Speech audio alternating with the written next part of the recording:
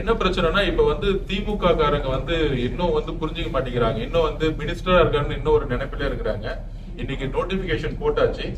குறிப்பாக எந்த வேட்பாளரையும் தாவேகா பக்கத்துல இருந்து யார தொகுதி பொறுப்பாளரா போட்டிருக்காங்களோ இல்ல மாவட்ட செயலாளர் தேர்தல் பணிமனை போகணும்னா அவங்களுடைய அலுவலகத்தை இமிடியட்டா ஸ்டாப் பண்றாங்க, மிரட்டுறாங்க, அலுவலகம் கொடுக்க மிரட்டுறாங்க. அந்தந்த எலெக்ஷன் ஆபீசர்கிட்ட நாங்க கம்ப்ளைண்ட் பண்ணிருக்கோம். நாங்க குறிப்பா பாத்தீங்கன்னா இன்னைக்கு வில்லிவாக்கத்துல என்னுடைய அலுவலகம் ஹெச்ஆர்என்சி மினிஸ்ட்ரில இருந்து நோட்டீஸ் கொடுக்குறாங்க. அது கோயில் இடம்னு சொல்லியிருக்காங்க. அந்த மண்டபம் 45 வருஷமா அவங்க அங்க தங்கி இருக்கிறாங்க. அந்த ஓனர் நாங்க அக்ரிமெண்ட் போட்டிருக்கோம். ஆனா சேகர் பாபு இன்னும் மினிஸ்டர் நினைச்சிட்டு இருக்காரு. என்னைக்கு நோட்டிபிகேஷன் போட்டாங்களோ அவர் மினிஸ்டருங்கிற அதிகாரம் கிடையாது. ஹெச்ஆர்என்சி மினிஸ்ட்ரிக்கு எந்த நோட்டீஸ் கொடுக்க வேண்டிய அதிகாரம் கிடையாது. காவல்துறை உடனடியா அந்த ஹெச்ஆர்என்சி மினிஸ்டருக்கு எடுத்து ஈவினிங் 6 மணிக்கு நாங்க சீல் வைப்போம்னு சொல்லியிருக்காங்க. அப்படி எந்த விதமான அதிகாரம் கிடையாது. அந்த மண்டபம் பிரச்சனை இருந்துச்சுன்னா கோர்ட்ல இருந்து ஆர்டர் வந்தாதான் பொசிஷன் எடுக்க முடியும். இதுதான் எல்லாருக்கும் தெரியும், இதுதான் ரூல். ஆனா காவல்துறையும் இப்ப இருக்கக்கூடிய முன்னாள் மினிஸ்டர்ஸ் இருக்கக்கூடியவங்க இன்னும் மினிஸ்டர் நினைச்சு டிபார்ட்மெண்ட் வச்சு அலுவலகங்களை ஸ்டாப் பண்றாங்க. முக்கியமா தமிழக வெற்றி கழகத்துடைய தேர்தல் அலுவலகங்களை ஸ்டாப் பண்றாங்க. இந்த தேர்தல் ஆணையத்திட்ட முறையிடுவோம். அப்புறம் இன்னொரு நாளைக்கு நாங்க அப்ளை பண்ண போறோம். அதே டிஜிபி இருக்காங்க, அதே இன்டெலிஜென்ஸ் ஆபீசர் இருக்காங்க, அதே எஸ்பிஸ் இருக்காங்க. தேர்தல் நடைமுறை வந்தா எஸ்பிஸ் கண்டிப்பா மாத்தணும். இன்னும் திமுகவுடைய மனநிலையிலேயே இன்னும் முன்னாள் முதலமைச்சராக கூடிய மு.க. ஸ்டாலின் அவர்கள் பேச்சையும் அமைச்சர்கள் பேச்சையுமே கேட்டுட்டு இருக்கக்கூடிய துர்பாக்கிய நிலை தான் இன்னும் காவல்துறை அதிகாரிகள் இருக்காங்க. நாங்க நாளைக்கு எலெக்ஷன் கமிஷன் உடைய அத்தாரிட்டி கிட்ட முறையிடுவோம். கண்டிப்பாக காவல்துறையை டோட்டலா மாற்றப்படணும், இன்டெலிஜென்ஸ் மாற்றப்படணும், கமிஷனர்ஸ் மாற்றப்படணும்.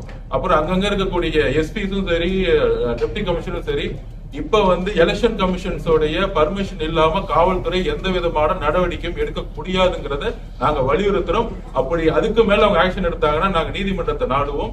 என்னுடைய தொகுதியிலேயே இன்னைக்கு கடுமையான மன அழுத்தம் கொடுத்து இன்னைக்கு வில்லிவாக்கத்துல சேகர் பாபுடைய ஆளுங்க ஹெச்ஆர்என்சி மினிஸ்டர்ங்கிற போர்வையில நெருக்கடி கொடுத்து ஆபீஸ சீல் வைக்கணும் வந்திருக்காங்க. அது ஜனநாயகத்துக்கு எதிரானதுன்னு நான் பதிவு பண்ணுவோம். நீங்க வில்லிவாக்கம் தொகுதியில போட்டிடுறீங்களா சார்? நான் தேர்தல் பொறுப்பாளராக இன்னைக்கு இருக்கிறேன். தலைவர் இன்னும் 2 நாள் ரிசல்ட் அனௌன்ஸ் பண்ணும்போது தெரியும் எங்க போட்டிடுறேன். எலெக்ஷன் கமிஷனுடைய தொகுதி நீங்க அதனாலதான் 134 தொகுதி என்னோட தொகுதி தான். இல்ல குறிப்பா வில்லிவாக்கம் என்னோட தொகுதி அப்படின்னு சொல்லியிருந்தீங்க. ஏற்கனவே வித்தியாச பட்டியல் வெளியே வந்தது. என்னோட தொகுதி தான். வித்தியாச பட்டியல் வெளியே வந்தது. உங்க பேர்லாம் அதுல இருந்தது. என்னோட தொகுதி தான். கொளத்தூர் என்னோட தொகுதி தான். எங்களோட தொகுதி ஓகேவா?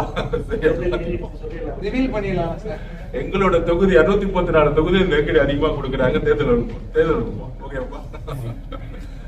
நெக்ஸ்ட் அப்புறம் இன்னொரு கண்டனத்தை நாங்க தெரிவிக்கிறோம்.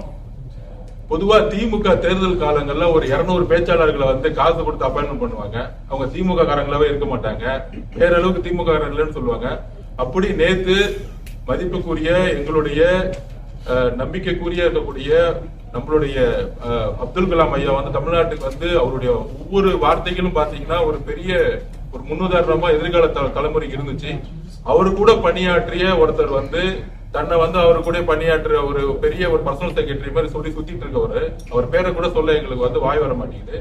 எங்களுடைய கட்சியுடைய பெண் நிர்வாகிகளையும் சரி, எங்களுடைய தொண்டர்களும் சரி, பெண் தொண்டர்களும் சரி, திமுகவுக்கு ஆதரவா இல்ல, இந்த பெண்கள்லாம் எப்பயுமே திமுக ஆதரவா இல்ல, பெண்கள் ஓட்டு அப்படியே மாறுதுன்னு சொல்லிட்டு எங்களுடைய பெண்களை சகோதர சகோதரிகளை விபச்சாரிகள் என்று சொல்லக்கூடிய ரொம்ப ஒரு அசிங்கமான, தமிழ்நாட்டுல எந்த தலைவருமே இது வரைக்கும் சொன்னதுல, எந்த கட்சியும் இந்த மாதிரி எல்லாம் பேசுறதே கிடையாது. ஆனா திமுக தன்னுடைய ஆதரவாளர்களை இந்த மாதிரி ஒரு 200 பேரை உருவாக்கி செய்திகளிலும் சரி, ஊடகங்களிலும் சரி, ஒரு பெண்ணுடைய உடலையும் ஒரு பெண்ணுடைய வாழ்க்கை முறையும் அசிங்கமா ஒரு ஆணுடைய இணைத்து ஒரு தவறான பிரச்சாரத்தை தன்னுடைய பத்திரிகைகள் மூலமா, ஒரு பத்திரிகை இருக்கு, அந்த பத்திரிகை பாத்தீங்கன்னா எப்ப பார்த்தாலும் இது எழுதுறதே வேலை.